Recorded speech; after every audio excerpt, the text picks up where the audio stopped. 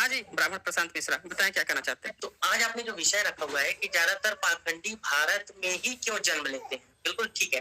तो इसकी वजह इसमें ये हो रही है कि पाखंड को यहाँ पे स्वीकार्यता है भारत में, इसलिए यहाँ पे ज्यादा वो जन्म लेते हैं। लेकिन उससे भी ज्यादा महत्वपूर्ण ये है कि इतनी घटनाएं हो गई, जैसे भी हाल फिलहाल में भी एक घटना हो गई और पहले भी हो चुकी है, फिर भी लोग इससे बाज क्यों नहीं आ रहे। लोग इसमें फिर भी ऐसा क्यों अपनी सोच विकसित नहीं करते हैं कि हम बाबाओं के पास ना जाए। उसका कारण क्या है? उसमें बहुत सारी वजह इसका है। कारण ब्राह्मण वर्ग है। इसका कारण जो है ना ब्राह्मण वर्ग है। जैसे आप लिख के आए हैं ब्राह्मण प्रशांत मिश्रा, आप क्यों लिखे हैं ब्राह्मण? हाँ, क्योंकि मैं स्पष्ट कर दिया कि भाई ये मेरी जाति है, ये नाम है। इसमें ये नहीं होना चाहिए कि मैं कुछ अलग नाम से आ गया, कुछ अलग धर्म बता दिया, अपना कुछ अलग विचार रख दिया। जो है वो सामने मैंने रख दिया कि ये इस धर्म इस जाति से मैं हूँ, ये मेरा विचार है। अब जैसे पाखंडी बाबा का जो आज टॉपिक है, आपको भी पता होगा कि वो बाबा का नाम कुछ और है, असली नाम, लेकिन वो किसी और नाम से चल रहा है। तो इसमें जब इस तरह की घटना होती है तो सारे मीडिया में और ये चीजें आती हैं कि जनता क्यों जाती है उनके पास, मतलब भक्त क्यों जाते हैं, उसके अनुयायी क्यों जाते हैं उसके पास, किस उम्मीद से उसके पास जाते हैं। ये मामला ऐसा नहीं है। बात यह है कि जो बाबा है उनका इतना बड़ा एक सिस्टम होता है कि कोई भी अगर उनके पास जाता है तो वो 1 to 1 वहां पे इंटरव्यू नहीं होता है। वो बाबा जो चीज बताना चाहता है, जो नैरेटिव स्टेब्लिश करना चाहता है, वो स्टेब्लिश होता है। अगर वहां पे 10,000 लोग जाते हैं और कि हम उससे कुछ सवाल पूछें तो बाबा सवाल का जवाब नहीं देता है। बाबा जिससे चाहे वो बात कर सकता है, लेकिन हम बाबा से बात नहीं कर सकते। इसी तरह से वो नैरेटिव जो बनाता है, जैसे उसके कुछ भक्त वहां पर बैठे हैं, उसके कुछ लोग हैं, वो अपनी अपनी कहानी ऐसी बताते हैं कि बाबा ने हमारी ऐसी मदद की। तो जब 10 लोगों की कहानी लोग सुनते हैं, 1 लाख लोग, तो उनको लगता है कि ऐसा ही होता होगा, क्योंकि सभी झूठ नहीं बोलेंगे। इस तरीके से वो अपना नैरेटिव धीरे धीरे फैलाता है। पर जब कोई घटना हो जाती है तो मीडिया में ऐसा खबर चलने लगती है कि मतलब लोग क्यों उसके पीछे गए, लोग क्यों उसके चरणों की धूल के चक्कर में गए और मारे गए, बाबा क्या कर सकता है, प्रशासन कितने लोगों को संभालेगा। ऐसा नहीं है। प्रशासन और बाबा दोनों मिल करके वो नैरेटिव बनाते हैं, और जो लोग उनकी चालबाजी को समझ लेते हैं और वहां बोलना भी चाहते हैं तो उनका मुंह बंद कर दिया जाता है, उनकी बात को वहां पे दबा दिया जाता है। तो इसमें कोई ऐसा नहीं है कि लोग अगर जागरूक हो जाएंगे, पढ़ लिख लेंगे तो बाबा से बच जाएंगे। बाबा से नहीं बच सकते, क्योंकि वो सरकार से भी जुड़ा हुआ है और उसका खुद का सिस्टम इतना है कि लोगों को उसके झांसे में आना ही पड़ता है, क्योंकि वो बहुत बड़ा तंत्र विकसित कर चुका है और हर तरह से लोगों को अपने झांसे में वो ले लेता है, क्योंकि उसके पास ऐसे ऐसे नैरेटिव भी है और ऐसे ऐसे उसके पास सिस्टम है, काम करने के लोग ऐसे हैं उनके पास जो इस तरह की चीजों को फैलाते हैं। देखें, अगर आप जो ब्राह्मणिकल सिस्टम है उसकी आप जितनी किताबें देखेंगे तो उन किताबों में तो वही बातें लिखी हैं जो वो बाबा कर रहा है। झाड़ फूक से इलाज, टूने टोटके, मंत्र, ये सब क्या अथर्ववेद में नहीं लिखे हैं? ये सब क्या जो धार्मिक पुस्तकें हैं जो ब्राह्मणों के द्वारा रचित हैं उनमें नहीं लिखे हैं? अगर ये सारी चीजें उसमें लिखी हैं तो वो वही धर्म को मानते हुए, वही किताब को मानते हुए वही चीज प्रचारित कर रहा है। मसलन अथर्ववेद को अगर आप देखें तो अथर्ववेद में भूत प्रेत पिशाच की बाधा दूर करने की बात लिखी है।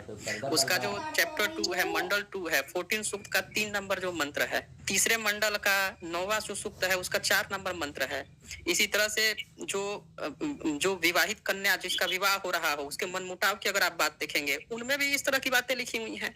भूत प्रेत ये सारी चीजें जब उसमें लिखी हुई हैं, कैसे वशीकरण मंत्र वश में करें, ये सारी बातें लिखी हैं। इसी तरह से सुश्रुत संहिता, चरक संहिता, उनमें भी वशीकरण मंत्र और इस तरह की बातें आई हुई हैं। तो कहीं ना कहीं सोर्स तो ब्राह्मण की किताब ही है ना जिसका वो प्रयोग कर रहा है। तो सोर्स तो ब्राह्मणिज्म ही हुआ, धर्म ही हुआ ना फिर सोर्स। बताएं। बिल्कुल सही है। नहीं, बिल्कुल सही है। किताबों का सोर्स का तो इस्तेमाल वो कर रहा है, लेकिन अगर उसके साथ में ताकत, सत्ता की ताकत जो है, प्रशासन की ताकत है, तभी वो उसका फायदा उठा पा रहा है। क्योंकि लोग इतना समझ जाते हैं कि बुक में लिखी हुई बात ब्राह्मणवाद का ही फायदा उठा रहा है, लोगों को दबाना चाहता है या फिर लोगों का शोषण कर रहा है। लेकिन जब कोई आवाज भी उठाता है तो वो चीज समाज में नहीं आ पाती, क्योंकि प्रशासन की ताकत उनके पास है। ये 2 चीजें हैं उसमें।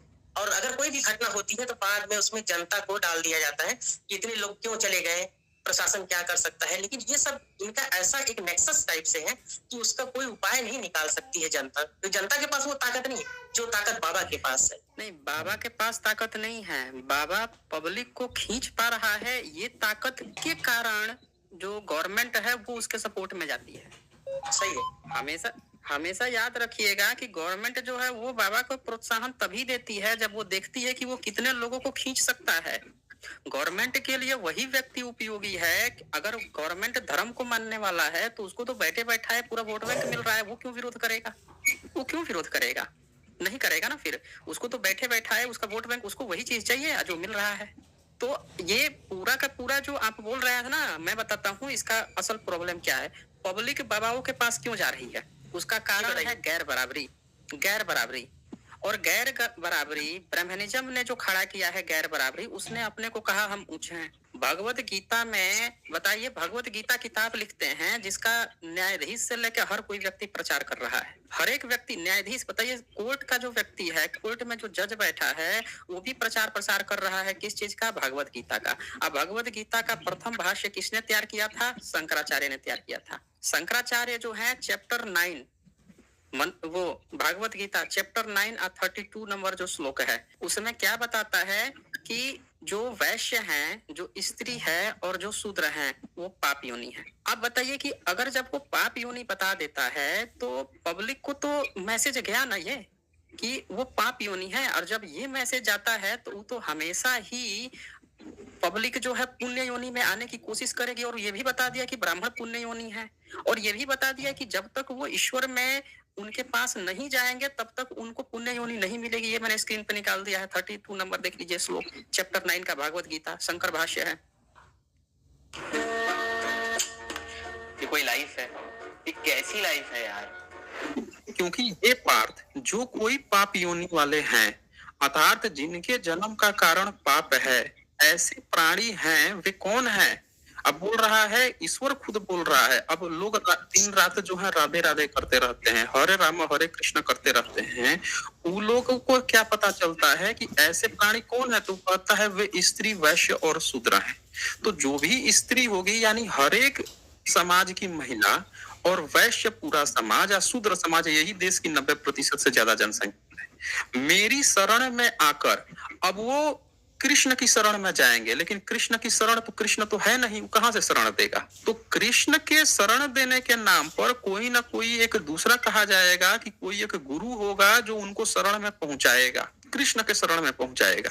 अब वो गुरु की तलाश करेंगे तो गुरु यही तो बाबा है। हर जगह दुकान खोल के बैठ जाता है कि आ भाई हम पहुंचाएंगे तुमको उसकी शरण में। तो ये सबसे ज्यादा ये वर्ग फंसते हैं, वे स्त्री, वैश्य और शूद्र। ये 3 वर्ग सबसे, जो देश की 90% जनसंख्या है, इसमें से वैश्य वर्ग के पास अच्छा खासा पैसा है, ये पूरी तरह से फंसता है इसमें। इसका बिजनेस मॉडल चलता है तो ये सपोर्ट भी करता है। और शूद्र वर्ग भीड़ जुटाने का काम करता है, जो बाकी लोगों में ये मैसेज देता है कि देखो इनके पास भीड़ है। जैसे डॉक्टर के पास भीड़ देख के लोग सोचते हैं अच्छा डॉक्टर होगा, तभी ना इतनी भीड़ है। बाबा के पास भीड़ देख के लोग सोचते हैं कि बड़ी भीड़ है, अच्छा वाला बाबा होगा। तो ये पूरा भीड़ जुटा के ये वर्ग लोग जो है, जब धर्म ये कह रहा है कि मेरी शरण में, तो शरण में जाएगा कैसे भाई? 1000 साल से उसको एजुकेशन नहीं दिया, 1000 साल से वो पढ़ा लिखा नहीं। तो जब नहीं पढ़ा लिखा है तो वो तो फिर कहेगा ना कि हमको तो फिर कोई ऐसा व्यक्ति चाहिए, जो दलाल चाहिए, एजेंट चाहिए, जो हमको पहुंचाए। तो ये बाबा यही काम तो कर रहे हैं। अब शरण में लेते हैं तो कुछ लोगों ने देवदासी प्रथा शुरू कर दी। देवदासी प्रथा क्या थी कि देव है, उससे शादी हो रही है। अब देव कौन है? तो देव बाबा बन के बैठ गया, हम ही देव हैं। लो भाई, तो अब ये बताइए, आप कह रहे थे ना कि ब्राह्मण नहीं होते, कुछ अन्य अन्य होते हैं। ऐसे बहुत से सबूत मिले हैं जिसमें ब्राह्मण लोगों पर ये लगाया गया, मतलब अंग्रेजों के समय कानून पास कर करके उन पे रोक लगी है, वो भी ये सब काम किए हैं। उन्हीं के देखा देखी तो ये सारी चीजें चल रही हैं। जैसे एग्जाम्पल के लिए द महाराज एक लीगल केस आया था 1861 के करीब में, वो सुना है आपने? The Maharaj level case. ये मेरी जानकारी में नहीं है, कुछ बताएंगे और डिटेल तो शायद याद आ जाएगा। अच्छा, हम आपको दिखाते हैं। ये जो आपने देखा ना कि स्त्री, वैश्य, शूद्र जो है पाप योनि में, अब इस चीज को जस्टिफाई करने के लिए 1961 में एक किताब आई थी। किताब क्या आई थी? कोर्ट पूरा उस पर चला था और उस पर फैसला आया था कोर्ट का। ये मैं दिखाता हूँ आपको, ये देखिए, ये स्क्रीन पे द महाराज लेवल केस। अब ये कहा जाता है कि वल्लभाचार्य संप्रदाय के वहां के कोई आचार्य था, कोई महाराज कहा जाता था, और वो जो महाराज थे वो महाराज उसमें बैठते थे और लोग इनको मानते थे कि इन्होंने इस संप्रदाय की स्थापना की है। और अब उनका नाम यदुनाथ बताया जाता था, कहते थे हम यदुओं के नाथ हैं। और वो राधे कृष्ण हरे कृष्ण करवाते थे, राधे राधे लोग करते थे। उन पर ये केस चला 1861 में। नंबर था 12047 ऑफ 1861। सुप्रीम कोर्ट पिला सीधे, मतलब वहां का है, पिलिया साइड, मुंबई का। अब इसमें आप एक पेज पे आइए, ये करते क्या थे वहां पे जब बयान हुआ, इनके सेवकों ने क्या बयान दिया है वो देख लीजिए। जो इनके यहाँ सेवा करते थे उन लोगों के बयान देख के आप हैरान रह जाएंगे। उन्होंने जब कोर्ट में खुलासा किया कि ये क्या क्या करते थे, एक नजर आप देख लीजिए। इसमें बहुत सारी बातें आई हैं, लेकिन सिर्फ एक पॉइंट मैं आपको दिखाऊंगा कि अंग्रेजों के समय में भी कैसे सूसर ईश्वर के नाम पे चल रहा था। ये देखिए, आप इंग्लिश में कंफर्टेबल हैं? हाँ बिल्कुल ठीक, कोई इशू नहीं। हाँ ठीक है, तो ये यहाँ से आप पढ़ सकते हैं। The witness then goes on to state that the young lady having been conducted by a female servant into the bedroom, the plaintiff sent him off to the printers to make immediate arrangements for the publication of some article. I went downstairs, says the witness, but some suspicion crossed my mind, and after a short time, हाँ एक रुकिएगा, मैं देख लूँ वही है ना page, ये नहीं वो पेज नहीं था। हाँ यहाँ से पढ़िए। There is a temple. There is a temple at Bed dedicated to Lakshmi. The plaintiff threw gulal there. There were females present. He threw the gulal on the females, then on a number of persons near the gate. When the gulal was thrown in 2 or 3 handfuls, persons outside the enclosure could not see what was going inside. Immediately after throwing the gulal, he squeezed the breasts of a young girl, a Bhattiani, who was near the gate. She smiled. A few days after this, I and my uncle Damodar Devji went to the plaintiff's house at Bed. It was about 1:30 o'clock in the day. He was lying in his bed. I and my uncle went up and began shampooing his legs. It is usual to do so when the Maharaj is lying down. Regarding him as a god, shampooing his legs is considered a pious act. While so employed, the girl whose breast the Maharaj had squeezed came accompanied by a widow. The widow came up and whispered to the Maharaj. He said to us, "Go out." I and my uncle then left the bedroom and went outside. The girl was left there. Afterwards, the widow came out and shut the door and held the chain. The widow smiled and asked my uncle if I would like to see Ras Leela. We went in. The plaintiff was in the act of having carnal intercourse with the girl inside. The plaintiff said to my uncle, what will he, meaning me, give for seeing this? My uncle said he will do your service. Before I went in, I had agreed to give 100 huge sauris, about 30 rupees, for seeing the sight. I made my respects and came out. I was then about 18 or 19 years of age. It is considered, continues the witness, a pious act by Vaishnavas to witness the Ras Leela of the Maharaj. It is a custom in the set to pay for witnessing this act. Both the secretary who sees and the woman who is enjoyed pay. To have connection with the Maharaj is considered to lead to Gaulok, the paradise of the 16,000 gopis. बिल्कुल ऐसा ही बाबा जी के साथ हुआ है, आसाराम जी के साथ भी ऐसा ही ऑलमोस्ट हो रहा था, जिनका शोषण तो करते थे। अब बताइए कि उनके साथ चाहे आसाराम हो चाहे ये महाराज हो, ये तो अंग्रेजों के समय 1862 है ना, 18 मतलब ये 1862, 1962 100 साल हुए हैं और ये तो 2024 है। अभी भी बाबाओं की कमी थोड़े आई हुई है। वो तो जब तक घटना बाहर नहीं आ जाए तब तक तो सब चीज चल रहा होता है। तो अब ये बताइए कि यहाँ पे जब किताबों में ये बात लिखी है कि महिलाएं जो हैं वो की जाती हैं, मतलब महिलाओं को कृष्ण के शरण में आएंगी। अब महिला क्या जानती है भाई, महिला को आपने कभी हक ही नहीं दिया। आपने जब पराशर स्मृति लिखी है तो उसमें तो लिखा है कि महिला का भगवान जो है सिर्फ पति होता है ब्राह्मणवाद को बचाने के लिए। और भागवत गीता भी जब लिखा गया है, इस भागवत गीता में भी ये बात लिखी गई है कि ब्राह्मणों के ब्राह्मणवाद की रक्षा करने के लिए कृष्ण ने गीता का उपदेश दिया है। ये बात इसमें लिखी हुई है। तो अब ये बताइए कि जब इन किताबों में ये बात लिखी है तो जो भी ब्राह्मण लोग हैं, अब तो जो अपने को शूद्र कह रहा है वो भी बाबा बन जा रहा है, वैश्य कह रहा है वो भी बाबा बन जा रहा है, क्षत्रिय कह रहा है वो भी बन जा रहा है। पहले अंग्रेजों के समय तो सिर्फ ब्राह्मण ही बनते थे और ब्राह्मणों ने ये सारा काम किया है। तो बाकी जब हक अधिकार मिल रहा है तो बाकी अन्य वर्ग के जो है वो भी मजा ले रहे हैं। बहती गंगा में सब हाथ धोना चाहते हैं, क्योंकि धर्म के नाम पे जब सब लोग एक ही काम कर रहे हैं तो हर वर्ग धर्म में तो ऐसे व्यक्ति आ सकते हैं ना जिनके मन में हो कि बहती गंगा में हम भी हाथ धोए। तो सोर्स तो पूरा का पूरा ब्राह्मणिकल टेक्स्ट है ना। तो आपको नहीं लगता है कि फिर ब्राह्मणिकल टेक्स्ट जो है ये सबके सब जिम्मेवार हैं और इसका असल कारण जिम्मेवार है ब्राह्मणों का अपने को ब्राह्मण कह के ये दिखाना कि हम वर्ण में सबसे ऊंचे हैं। अगर उन्होंने गैर बराबरी, ये जो गैर बराबरी है, उन्होंने कहा होता कि हम भी इंसान है, हर व्यक्ति इंसान है, तो गैर बराबरी जहां से आती है, जो सोर्स होता है वहीं से आती है ना। सोर्स अगर खत्म हो जाए, गैर बराबरी अगर खत्म हो जाएगी, सब बराबर हो जाएंगे, तो मुझे लगता है कि 90% प्रॉब्लम तो ऐसे ही खत्म होनी है। फिर ऐसा हो जाएगा कि ये क्रिमिनल है और ये फिर सही लोग हैं। अभी बंटवारा कैसे आ रहा है? वर्ण व्यवस्था के माध्यम से आ रहा है ना, अभी सोर्स के माध्यम से। तो बताएं आपका फिर क्या कहना है, फिर बोलिए।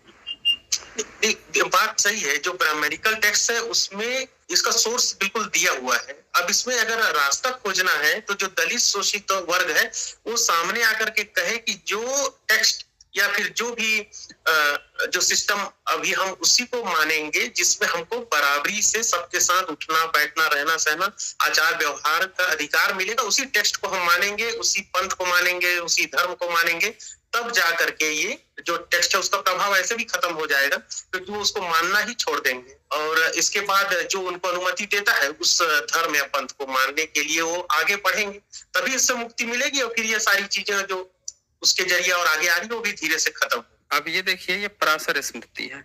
पराशर स्मृति में ये क्या लिखता है, देखिए, धर्म की स्थापना और ब्राह्मणों को पाप से बचाने के लिए पराशर स्मृति की रचना की गई है।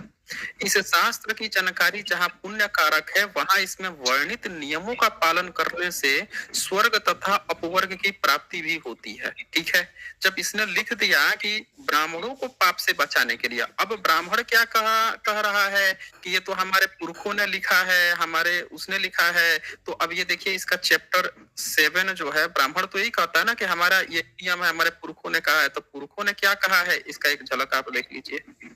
पुरखों ने इनको ब्राह्मण को पाप से बचाने के लिए क्या क्या कहा है, ये देखिए 44 और 45 नंबर श्लोक चैप्टर 6 का पढ़ेंगे एक बार, क्या लिखा है। चारों वर्णों के लोगों के घर में अनजाने में रहती धोबिन, चमारिन, ब्याधिन तथा वेणु जीवनी, बांस के तारों से टोकरियां आदि बनाकर जीवन निर्वाह करने वाली स्त्री की वास्तविकता का पता चलने पर सर्वप्रथम तो उसे तत्काल घर से निकाल देना चाहिए। इसके अतिरिक्त पूर्वोक्त का आधा प्रायश्चित करना चाहिए, अर्थात घर को आग से नष्ट तो नहीं करना चाहिए। हाँ, धरती की खुदाई लिपाई, उस पर जप हो और ब्राह्मणों को बिठाकर उन्हें खिलाना पिलाना आदि सब कुछ अवश्य करना चाहिए। अब बताइए कि जो किताब पराशर स्मृति यानी कि महाभारत के जो लेखक व्यास हैं, उनके पिता हैं पराशर, उनके नाम पर स्मृति लिखी जा रही है और बोली जा रही है कि कलयुग में ब्राह्मणों को पाप से बचाने के लिए किताब लिखी है। तो कलयुग में ब्राह्मण क्या कर रहा है कि ये जाति का नाम ले रहा है कि ये जाति अगर गलती से पता चल जाए इनकी जाति, तो सबसे पहले घर से निकालो और घर को धो के, आग से तो नष्ट मत करो, लेकिन धो के पूरा सब साफ उफ करके फिर ब्राह्मण को खिलाओ पिलाओ, पाप से मुक्ति पाओ। अब बताइए कि आपने देखा होगा कि बहुत सारे लोग जो हैं, जगजीवन बाबू जब गए थे बीएचयू में, तो जिस मूर्ति का अनावरण किए थे, फूल माला चढ़ाए थे, तो जैसे गए तो वहां के जितने ब्राह्मण लड़के थे, ब्राह्मणवादी थे, सबने उसको दूर से धुलवाया, उस जगह को धुलवाया कि यहाँ पे एक शूद्र आया था।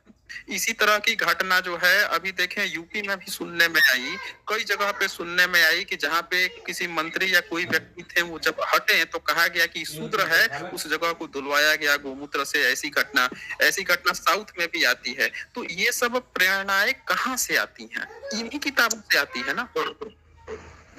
अब ये धर्म बना लिया गया है। अच्छा, ये किताब किसको कह रही है, किसको उकसा रही है? क्या शूद्र को कह रही है कि तुम ऐसा करना? नहीं, ये ब्राह्मणों को पाप से बचाने के लिए कह रही है। तो ब्राह्मण को लगता है कि ये हमारे पुरखों ने, ऋषि मुनि थे, बड़े मेहनत से किताब लिखी है, हम पाप से बच जाएंगे, और वो इसका पालन कर रहा है। तो ये प्रॉब्लम SC ST OBC के बाहर आगे आके कहने से नहीं है। ये प्रॉब्लम ब्राह्मण को कभी SC ST OBC नहीं कहा है कि यहाँ ब्राह्मण आया है, चलो गोबर गोमूत्र डाल के इस जगह का शुद्धिकरण करते हैं, वो नहीं कहता है। ये सारा काम कौन कर रहा है? ब्राह्मण वर्ग कर रहा है। उसको लगता है कि शूद्र आया था तो हमको ऐसा करना चाहिए क्योंकि हमारे ऋषि मुनि करते गए हैं। तो प्रॉब्लम SC ST OBC में नहीं है, प्रॉब्लम ब्राह्मणिकल टेक्स्ट और उनके समाज में है। अब ये मैंने एक उदाहरण दिया।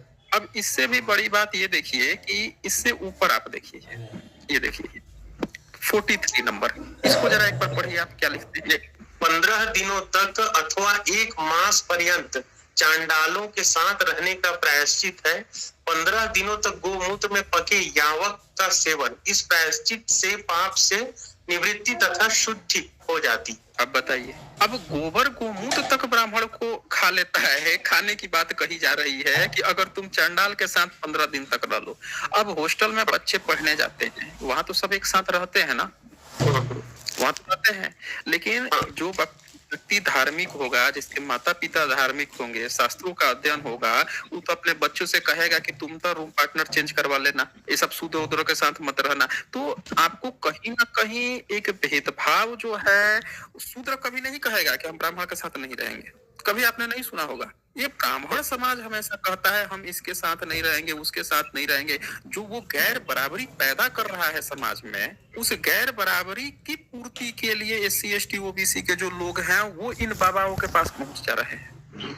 ये जो गैर आ रहा है ना समाज में, जो भेदभाव आ रहा है, जो गैर चीजें खड़ी हो रही हैं, बहुत सारी आपने देखा होगा, जो बहुत सारे नॉवेल्स या बहुत सारी फिल्में भी आती हैं, उसमें कभी कभी दिखाया जाता है कि एक छोटा सा जो रूट कॉज है, बहुत छोटा सा, जो किसी के नजर में भी नहीं आएगा, वो बहुत बड़े बड़े हाथ से करवा देता है। वो छोटी सी जो रूट कॉज है वो बढ़ के एक दूसरे प्रॉब्लम को जन्म देगी, वो प्रॉब्लम तीसरे प्रॉब्लम को, तीसरा चौथा, और इस तरह से 10 जगह से जब वो रोटेट होके घूमता है तब तक एक बहुत बड़ा प्रॉब्लम खड़ा कर चुका होता है। अब पब्लिक को उसका रूट कॉज समझ में नहीं आता, उसको लगता है कि इसके जस्ट पिछला वाला ही इसका कारण था। समझ रहा ना? जैसे अभी किसी ने, कोई व्यक्ति जो है गया, उस जगह को आपने गोमूत्र से, गोबर से धुलवा दिया या दूध से धुलवा दिया, तो लोगों को क्या लगेगा, पब्लिक में क्या मैसेज आएगा कि ये सब इन नेता से चिढ़ते हैं ना, तो दूसरा पार्टी वाला जो है ना, वो जानबूझ के किया है, ये राजनीतिक एजेंडा